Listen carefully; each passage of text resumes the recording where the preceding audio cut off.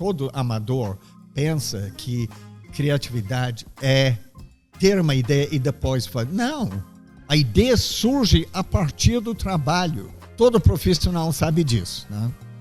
A ideia surge a partir do trabalho. Senta na sua bunda e escreve. E aí você vai ver o que acontece, né?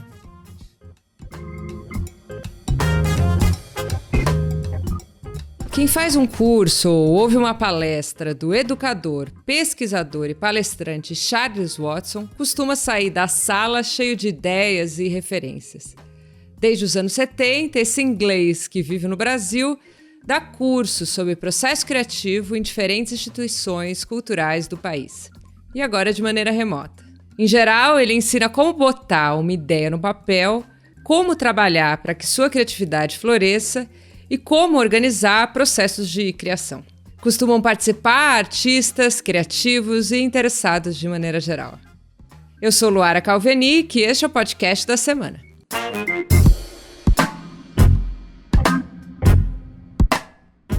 Esta semana na Gama a gente fala de projeto, como começar. E é sobre isso que eu converso com o Charles Watson. As palestras do Charles misturam arte contemporânea, negócios, design, música e até genética. E também uma série de entrevistas que ele mesmo coletou com criativos de diferentes partes do mundo e diferentes campos de conhecimento. É baseado nesse acervo que ele dá suas palestras e também traz isso tudo para a conversa que você escuta a seguir.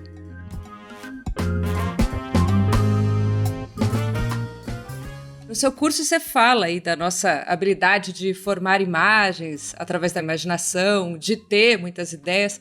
E aí eu te pergunto qual a importância disso e qual a hora de botar essa ideia no papel, essa imagem no papel, no sentido de começar, sabe?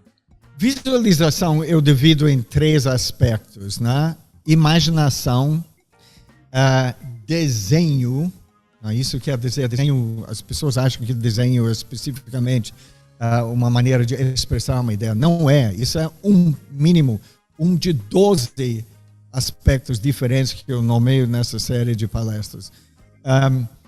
Desenho é uma maneira de formar ideias.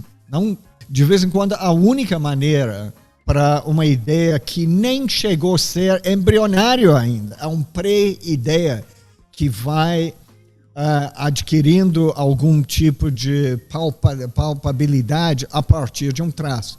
Eu chamo isso de um desenho como um pensamento com rabo, porque quando você faz um traço, enquanto você está pensando, o traço não é volátil, ela não vai embora, ela fica como uma referência, um momento anterior da sua memória, entendeu?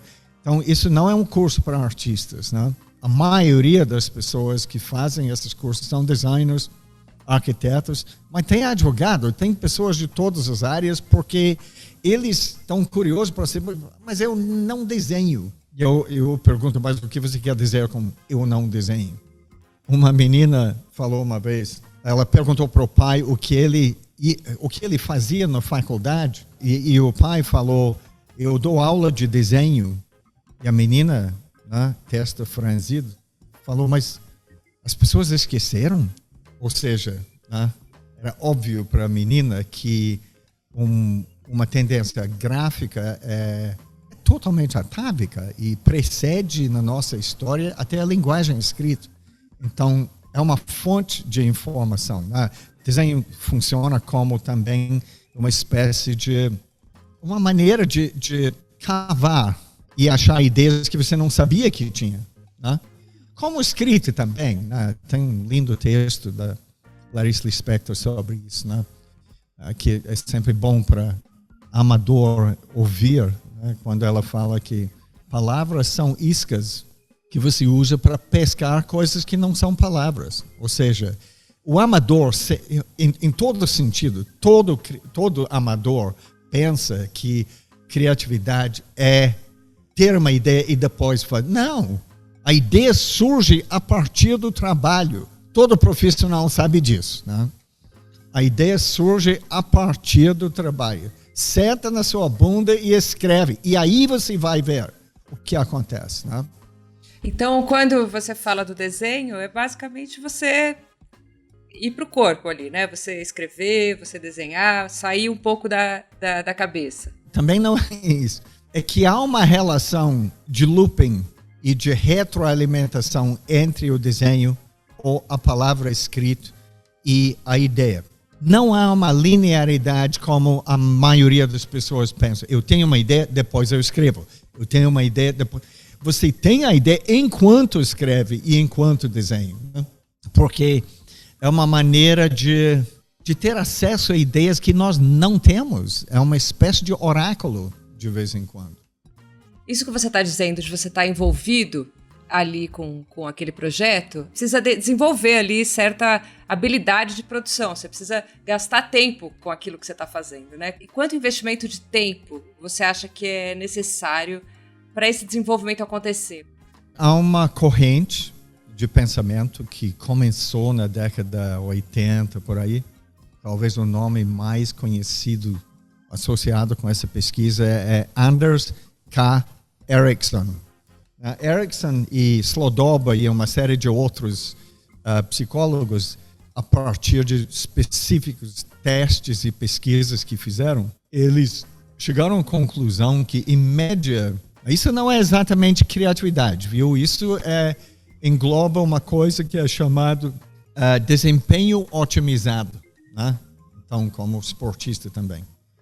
Mas a habilidade de chegar ao lugar onde as coisas fluem melhor, ou se você for um escritor, onde o que você escreve não é apenas um visível colação do seu herói que escrevia também, mas que começa a ter uma autonomia, em geral, isso é chamado uma regra, até a regra de 10, que quer dizer, em geral, que essas pesquisadores falaram que, basicamente, 10 anos ou 10.000 horas, isso de acordo com a densidade do seu envolvimento. Evidentemente, se você só trabalha 3 horas focadas por dia, vai levar mais tempo.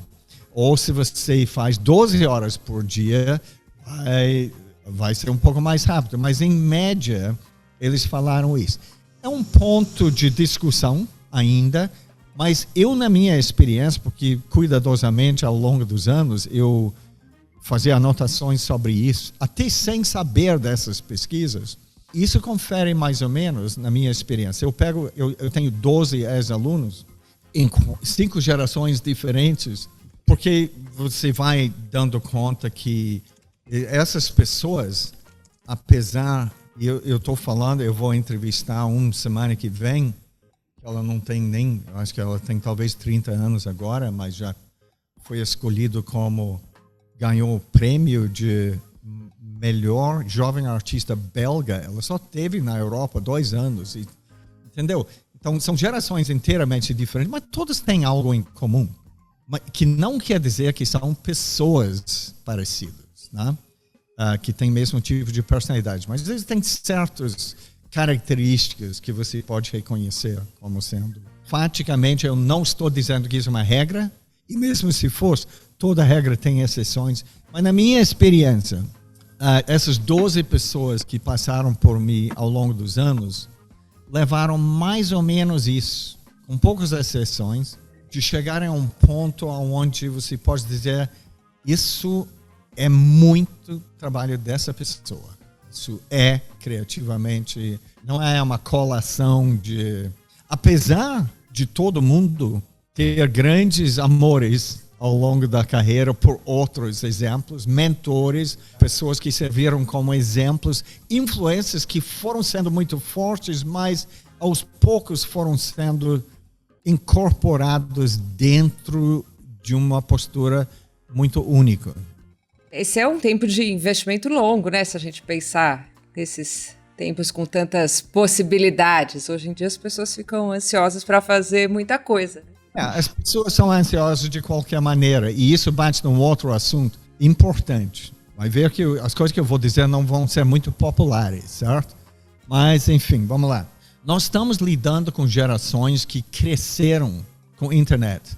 Estão acostumadas em terem informação que quiserem no instante.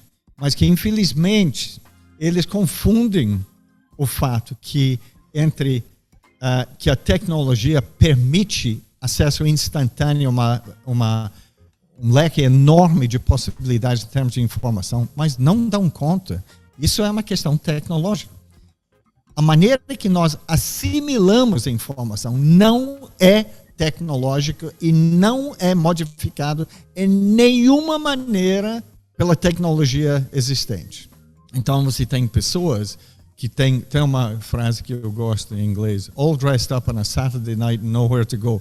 Ou seja, todo vestidão num sábado à noite, sem festa para onde ir. O problema não é a quantidade de informação, porque criatividade não é só sobre o acúmulo de informação. Em grande parte é sobre que informação que você decide não. E isso existia antes da poluição de informação que vivemos hoje. Se você escuta os grandes mestres de pensar sobre criatividade no passado, final do século XIX, início do século XX, quando nada disso existia, eles ainda, o Paul Valéry falava, a questão importante na criatividade, na produção criativa, é o que você não presta atenção, é aquilo que você não leva em consideração. Ou o Drummond de Andrade, escrever é jogar palavras fora. Escrever é cortar, né? São as boas escolhas que você faz ali, é tirar excesso. Qualquer um. Você conhece aquele programa que tem no Discovery Channel chamado Acumuladores? Super. Nós somos acumuladores, né? O programa é sobre quando isso se torna patológico, mas isso é um comportamento que evoluiu e evoluiu por bons motivos. Mas nós fazemos isso com ideias também. E com imagens, nós acumulamos, e o dia para essas pessoas vira isso deu nisso, que deu nisso, que deu nisso, que deu nisso, que deu nisso. E no final do dia eu não sei para onde eu estou indo. Para mim, Luara, isso é diferente, porque eu formulei perguntas ao longo de 30 anos. Logo, uma resposta é extremamente rico e eu sei o que jogar fora, mas nós estamos passando por uma patologia coletiva no momento por conta disso. Não só isso, mas as pessoas falam, nós estamos mais criativos, porque não, estamos menos criativos.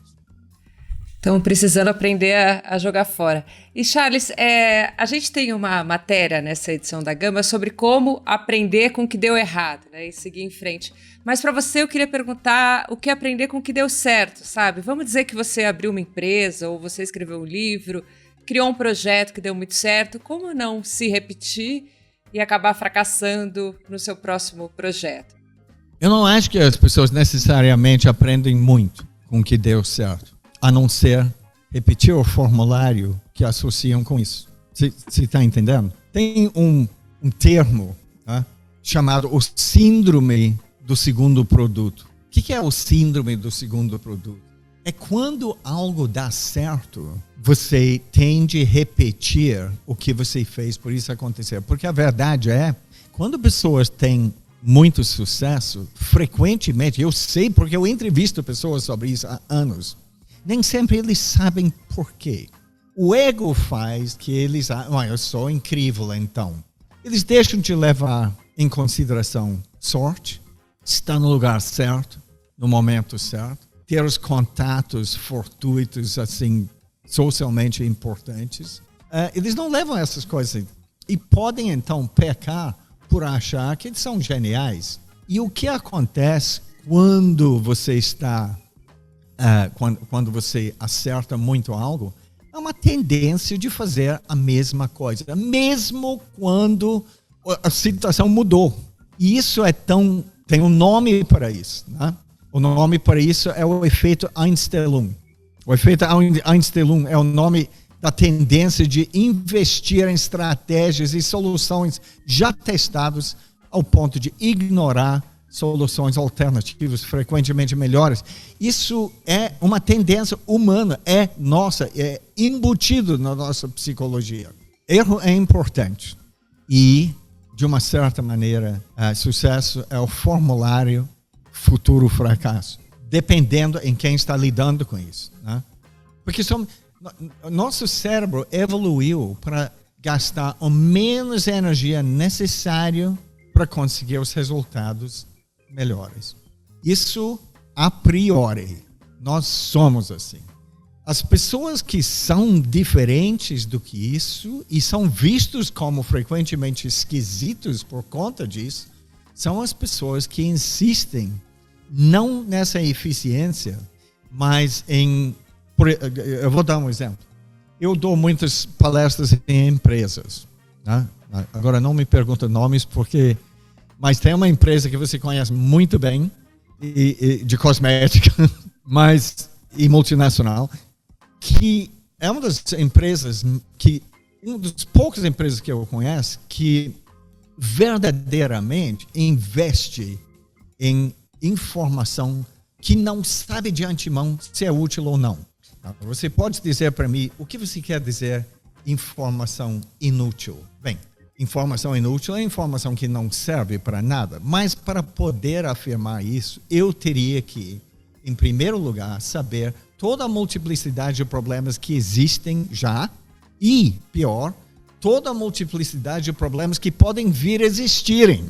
Ou seja, você não sabe, informação pode não caber na formulação de um problema que você fez agora, mas ela pode ser uma resposta fundamental para problemas que ainda estão por formular. E a evolução darwiniana funciona assim. E a criatividade também.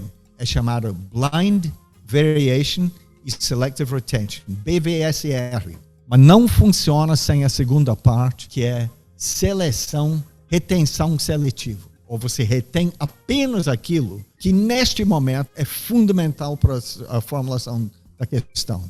Como não se repetir, então? Como é que você não cai nessa cilada aí de seguir uma fórmula que deu certo e na verdade, acabar fracassando? Eu dou sempre a mesma resposta para todo mundo sobre todas essas perguntas. Se você genuinamente estiver com uma relação emocionalmente carregada, passional com o que você faz, você não vai naturalmente estar querendo ficar no mesmo lugar. Você vai ter, é chamada curiosidade. Pessoas mais curiosas tendem a ser pessoas mais incentivadas pela atividade em si. Isso exclui inteiramente, porque nós já sabemos que aumento de salário, promoção, frequentemente tem um efeito ao contrário de que você imagina. Mas qual é a lógica nisso? As pessoas falam. É muito simples. Quando você tem uma meta muito, muito bem definida, e atinge esse método, você não tem por que continuar. Mas todo criador sabe e entende, mesmo não articulando da maneira que eu estou fazendo agora, mas todo criador sabe que ele foca no horizonte. Mas todo velejador sabe que uma vez que você chega no horizonte, o horizonte continua no horizonte. Né? Então, há uma tendência de ser animado e incentivado pelo processo envolvido em que você faz. E quando você está assim e acabou o processo, não tem graça, você quer mais um processo. Então você naturalmente vai para o próximo problema. Logo, essa ideia de chegar lá, sabe, eu vou ser criativo aqui em 3 etapas. Tem um livro incrível que eu comprei, como ser criativo em 3 etapas. Isso é bobagem e bota na minha frente qualquer pessoa que quer discutir isso. E, Charles, falando em botar na sua frente, eu sei que você está aí dando curso à distância agora, né? Antes você dava em várias instituições culturais aí, e eu sei que tem um que está para sair agora em março, né? Como é que é isso? Isso é eu faço coisas assim com algumas instituições, com MAM, São Paulo, com Tomi Otaki em São Paulo, com o Instituto Lean em Porto Alegre. Mas a minha casinha favorita de todas é Parque Lage. Né? É o lugar onde eu comecei anos atrás. Nós tivemos o ano passado, quando entrou Covid, né? Nós tivemos que ficar em casa, todo mundo. eu hesitei, porque eu adoro palestras e, inclusive, a parte teatral de dar palestra. E eu pensei, meu Deus, isso vai ser muito diferente. Mas nós ajeitamos aqui em 3 dias. A gente já estava com o anúncio do lockdown. A gente estava em 3 dias com todo esse equipamento funcionando. Eu vou te dizer uma coisa. Em quase 40 anos de ter dado palestra e aulas no Parque Lage, nós tivemos sempre, e isso é todo o curso no Parque Lage, mais ou menos, até o final de um curso de 4 meses, tem uma evasão de entre 25% e 35%, sempre. Pela primeira vez na história da escola, e certamente na minha história, eu formei um grupo de 60 pessoas no início e terminamos com 60 pessoas. Ninguém saiu. Isso é uma coisa, e foi um super grupo, de muito crescimento para mim também, sabe? E agora, 8 de março, começa uma nova turma, certo? 8 de março, e se não me engano, dia 3 de março, para quem estiver interessado, eu vou estar fazendo uma palestra aberta, só para dar uma ideia de como vai ser o curso. Charles, muito bom falar com você, te agradeço. Igualmente, muito obrigado pelo convite.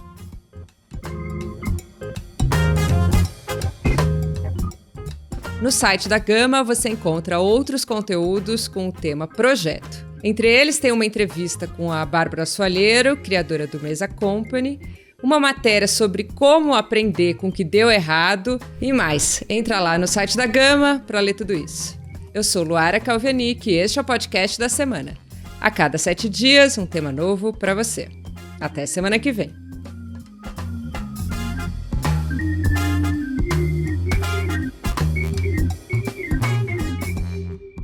Este podcast teve edição de som do Maurício Abad.